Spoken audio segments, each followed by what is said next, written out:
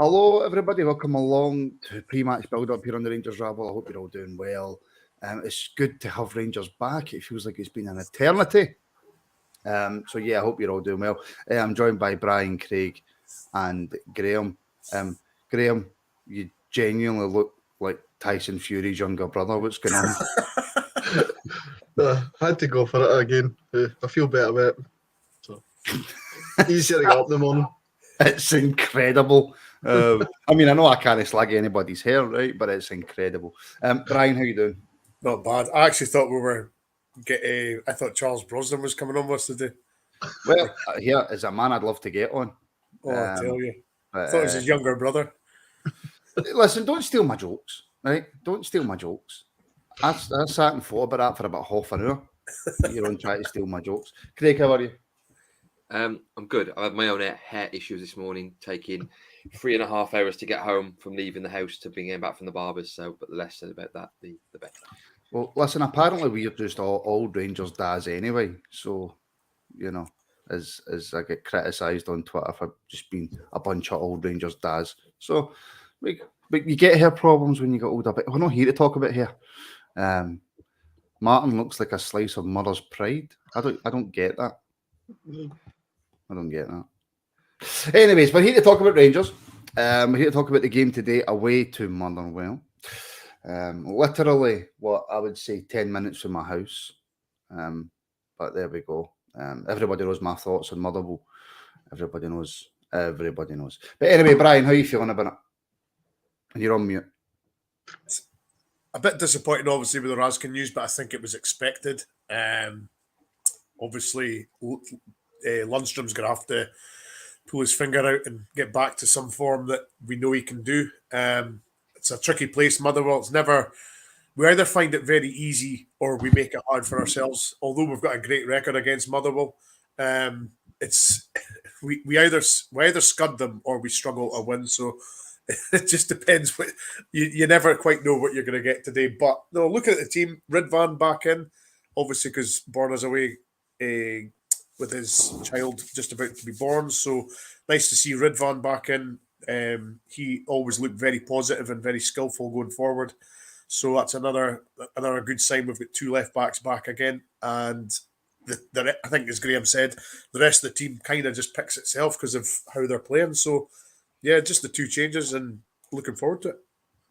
I know it seems, Graham, Motherwell's always a kind of hit or a miss for us, and especially at their place, it's always kind of hit and miss. And their form in the league's kind of up and down and up and down. I know they've just recently changed manager, etc. But you never kind of know what to expect on there, do you? As Brian says, we either scud them or we struggle to get the win. Just hoping it's a scudding today. We're due a scudding, so hoping for that. But I'm just glad the days going for a party we're dreading what the pitch would be like. They've always got a good surface now, so that kind of suits us a wee bit better and gives us a wee bit, hopefully, see a better game of football. So hopefully it's going to be that today. And maybe I'm just hearing things, Craig, but was there going to be some kind of protest for their support or something like that? Or? I'm not sure. I've not seen anything. I've not really been on Twitter this morning, so I've not seen anything that's going on. But who knows?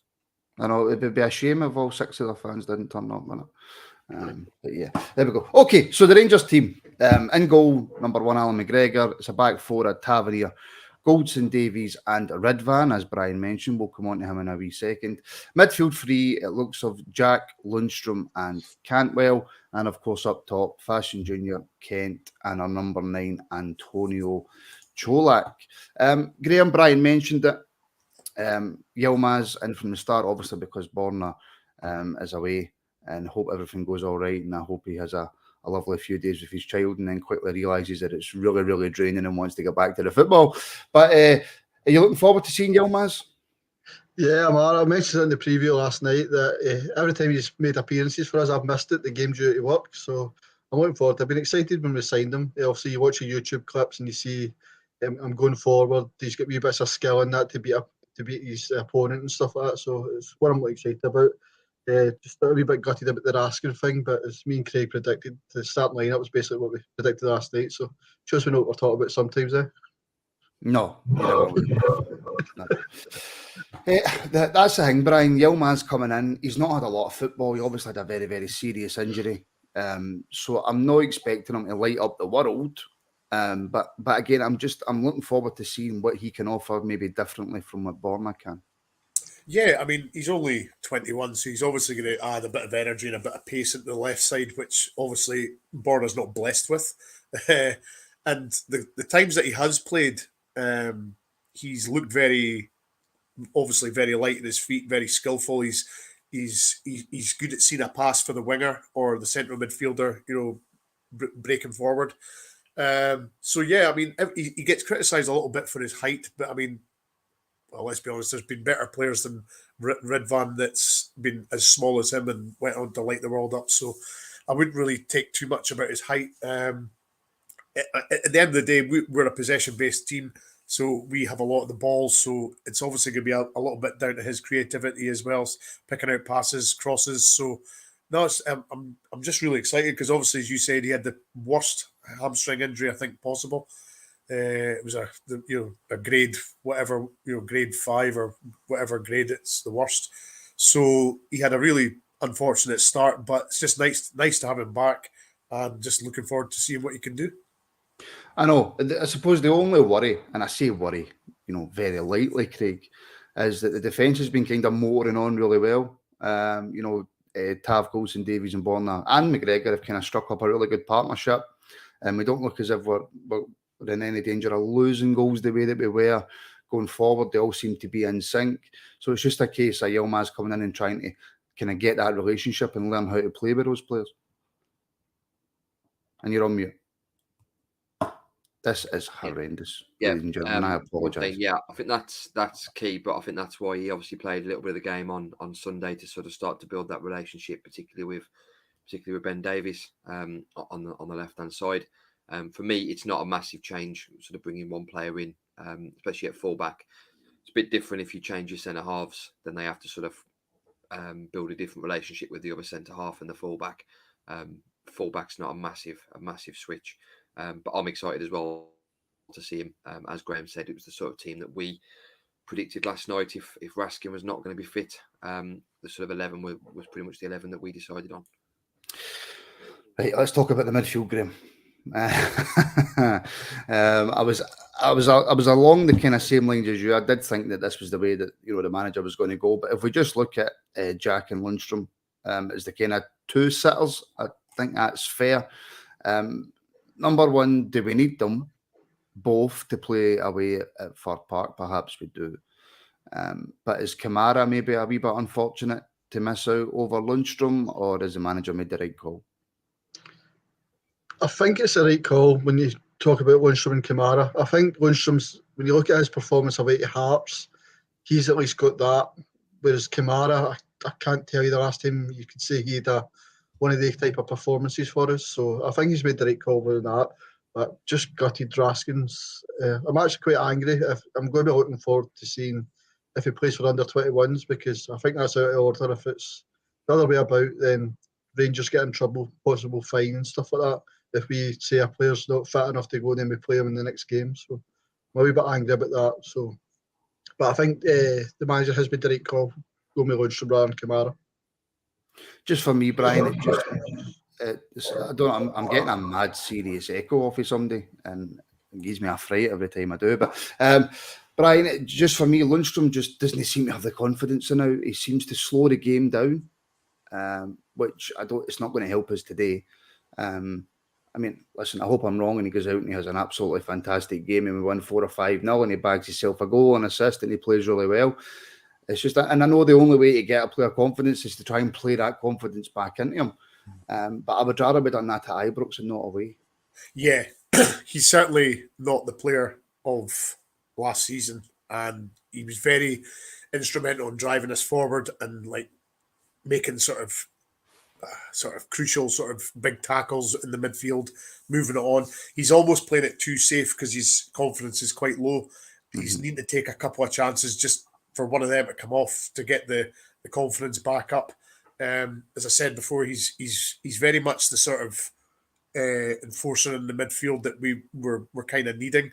and he's not playing like he has been before. So it's as you say, the only way to get confidence is to play, and unfortunately, as you say, it would be better if it was at Ibrox. But well, in some respects, playing at Ibrox, if you're not playing well, is a very unforgiving place, as a lot of people know.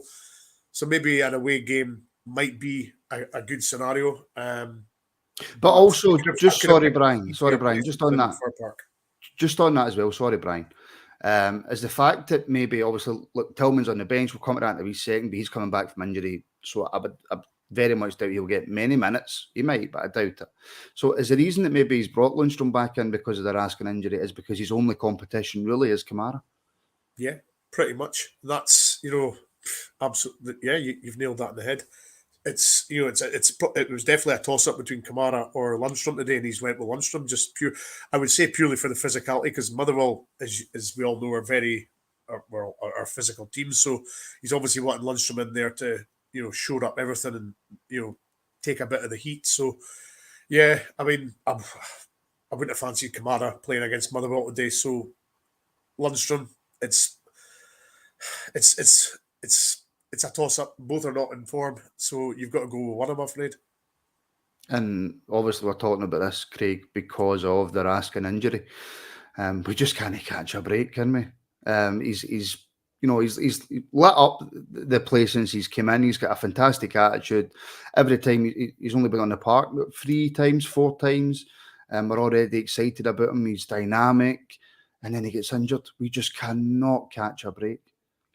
No, I think that what the manager said, hopefully that is true, that it is sort of more of a niggle than a sort of major injury. I agree with Graham that if he goes away and plays for the Belgian under-21s, that obviously there'll need to be some discussion had there. I think Lundstram for me is the only option really, rather than Kamara.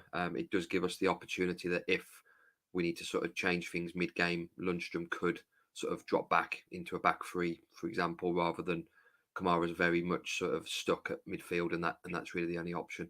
But no, I think Lundstram coming in was really the only real decision, and hopefully Raskin just has a few days off, goes and takes part in international duty, doesn't really play, and then comes back firing for the games coming up. I think for me, if there was any risk today's not a game where we really need Raskin if he's not 100% fit.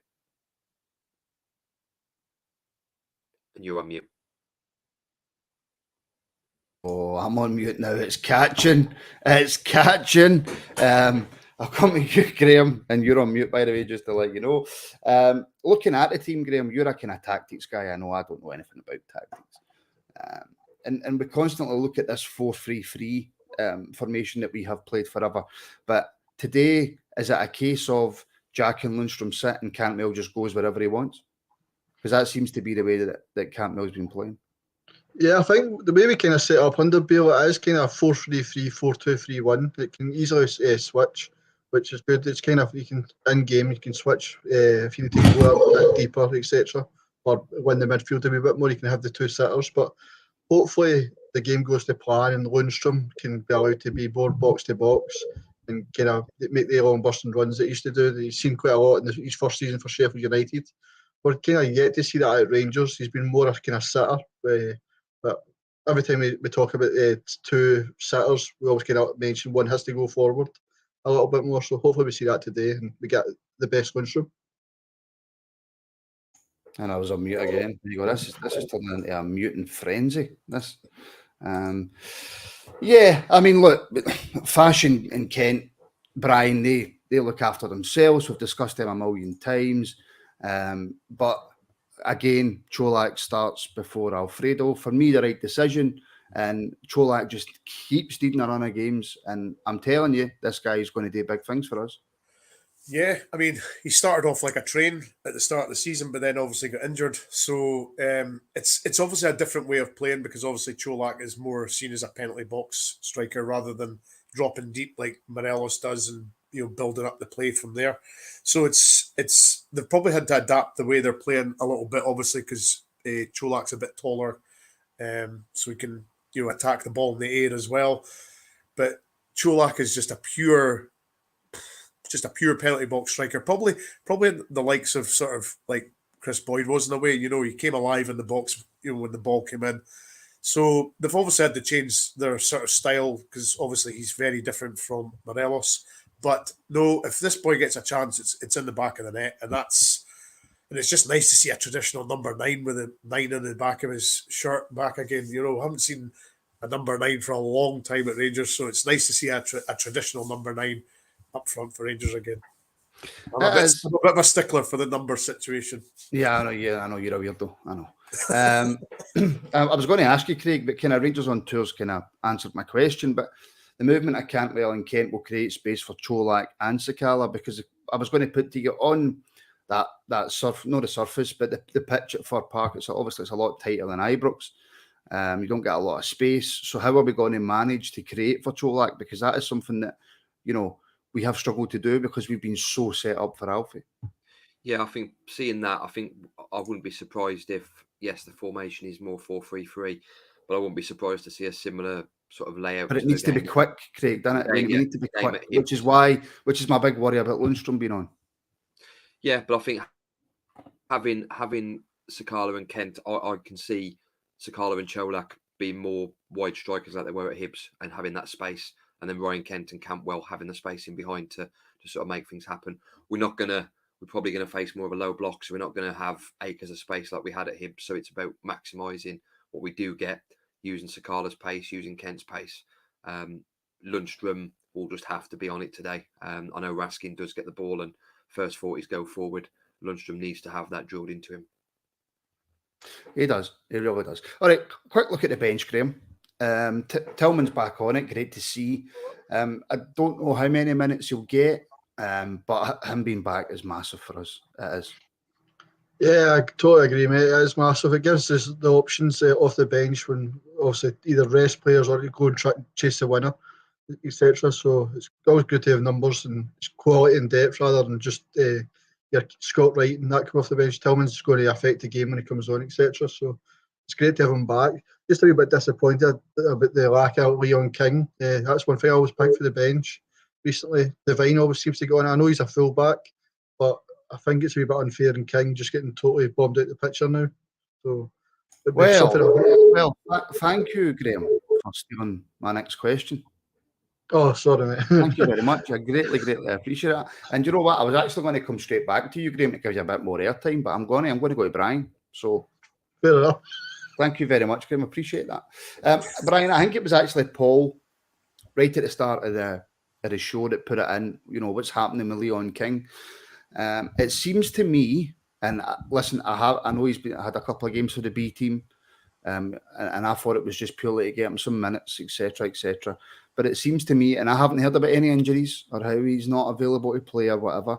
So it seems to me, and I've now said that 3 times in the space, so I'm going to say it one more time. It seems to me that Suter coming back from injury has just totally bombed out young Leon King, which doesn't bode well for the future for me. After the manager coming out and saying he'll be the future of the club. Well, it seems to me also that's the case. Suter's return to fitness has obviously put King, down the pecking order as such. And I suppose you could also add into that King's experiences at the start of the season hasn't sort of helped him either, because he was flung in at the deep end, to put it mildly. And he obviously had a couple of scuddings in the Champions League that he played in. And that seems to have went against him for some reason, Brian. Yeah, it's totally went against him, and it was total circumstances that it was nothing. It was not his fault at all. He was playing with a central midfielder at centre half against Liverpool and Napoli, all these teams, and it was just circumstances that flung him in because he was the only fit centre half we had at the time. So it's an unfortunate situation, but hopefully just maybe going back to the B team and getting a bit of confidence back and a bit of minutes under his belt again will hopefully reinvigorate him. Brian, do you know why that's just a no-no? Obviously, as most people know, we cover the B team. We go to most of the games. We talk to the manager after the game. I've seen him now play twice for the B team since he's went back, and he's not learning anything. He's struggling the games. It's too easy for him. It's far below the level he should be playing at, Brian. So him going back into the B team for me serves absolutely zero purpose. Is it then just a case of just getting the minutes in his legs and I think that's getting his all it is. confidence? It's all it can be, because that level is far, far too low. You can't go from playing against Napoli and Liverpool, playing in the Champions League under that kind of pressure, to then go back into the B team. It's the level, the difference in level. For me, he is not learning anything. Yeah, but it can only be a case of he's needing minutes in his legs and get his confidence back up, because obviously his confidence took a hit after the Champions League debacle and all that scuddings that we took, and he took an awful lot of stick, which I thought was totally unfounded and totally unnecessary, because he was a 17, 18-year-old kid flung in a Champions League, and it was just circumstances. It wasn't his fault. Yeah, to be fair. Craig, Scott Wright's a weird one on the bench. In fact, do you know what I'll do? Right, so the bench is McLaughlin, Hadji, Suter, Kamara, Morelos, Wright, Arfield, Devine, and of course the aforementioned Tillman. That bench, Craig, it's not, I mean, maybe I'm being a wee bit unfair, but apart from possibly Morelos, Hadji's still coming back for injury, so maybe Morelos and Arfield, I don't see many game changers on that bench. No, Hadji can obviously do it in a burst, but like you say, he's still coming back from a major injury. I think he looked quite bright last week in the sort of 10-15 minutes that he played, but I wouldn't expect to see him get much more than that today unless the game is really put to bed quite early on. It is really Morelos and Arfield and Tillman if he gets any form of minutes. Scott Wright's a weird one where he just seems to be not amazing, but seems to be one that every manager seems to keep sort of picking and seems to sort of trust, sort of gets told, right, you do this, this and this, and he seems to do it, and the managers seem to like that. I don't see much of a future for him, depending on who obviously the manager buys in the summer, but while he's here and while he's on the bench, he has to sort of get the same opportunity. And there's SB442, Matondo injured. No idea what's happening with Rabi. And the slightest, absolutely no idea. Graham, Scott Wright's a strange one because, I've had my say in the past. My opinion's changed like 3 or 4 times. I still don't think he's good enough long-term for Rangers. But he has these moments and he has these spells in certain games against certain teams where he does seem to come on and make a wee bit of a difference. Yeah, he's one of the players you can tell within his first couple of touches if he's going to have an impact or he's just going to be not effective at all, and obviously you hope every time he comes on. It seems to be like really stretched games where he can get his first touch and he beats a man and then he's facing the defence at goal. But it's when it's tight, that's when he becomes ineffective, I think, for me. But as you said, Matondo's probably injured or bombed out the picture, so we've not really got much more options that could actually replace Scott Wright on the bench. So let's hope if he's called upon today, it's one of his better performances. Yeah. With all that said, though, Brian, today's going to be a comfortable win. We're going to go to Fir Park, we're going to put on a show, and we're going to win by 3-1. And Cholak first goal scorer. 3-1 in Cholak. Oh, Craig? 3-0, which was my prediction last night, but I'm going to change my first goal scorer and go for Fashion Sakala. Graham? I said 3-1 last night, and I'm going to stick with it because it is coming Cantwell Screamer. Coming Cantwell Screamer. Okay, well, if you all get your predictions in the comments, folks, then I will read through them. And if anybody gets it right, then you will get the special Rangers Rabble Medal of Correct Prediction Scoring thing. So I'll read through your predictions that you send in. Keep sending them in. We're going to leave it there. There's 4 minutes to go. Everybody get to your tellies. Go and enjoy the game. Go and enjoy watching Rangers stomp Motherwell. And of course, we'll be back shortly after the game. Make sure you're subscribed. Make sure you've got the notifications on so you know when the reaction is going to happen. And of course, if you enjoy the content, if you love the shows and you want more, you can get more over on the Rangers Rabble Patreon. The link for that is in the description. So please please subscribe, all that good stuff. Thank you very, very much for watching. We'll see you shortly after the game. And we'll speak to you all very, very soon.